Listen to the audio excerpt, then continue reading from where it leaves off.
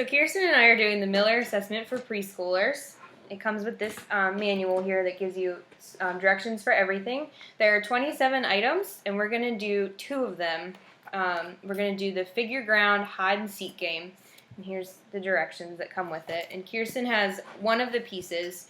There's 5 different age groups, but we're just going to do the basic one.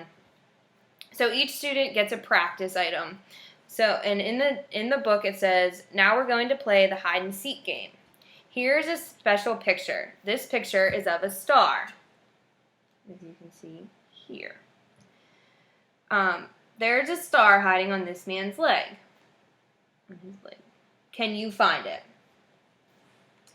So if the child can find it, you move on. And so we would say, there are more stars hiding up here. How many stars can you find up here? And you would allow for 60 seconds for the child to respond. And at that point, you would also be making note of their how close they are getting to the actual picture, if their eyes are getting watery and turning red, if they're crossing, if they have nonverbal responses, or if they watch your lips excessively. Yeah. And that's all here in the booklet too. It tells you what observations to look for. So if they are having trouble finding the stars, you would kind of guide them and say, look carefully, they are hard to find. And you would kind of say, point again up here. And point to the star again and say, can you find it? Or even the black star in the corner, which might be a little more helpful for them to see.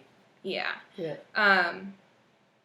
So then once the 60 seconds is up, then you just stop. And as you go through and as they find, you need to make sure you take note of how many stars they found, because that's part of the scoring sheet that's provided here. And it's hard to tell. There should be 6 stars, and there's specific scoring that matches the specific age group, which is all much easier to see when you look at the scoring. So it's very simple.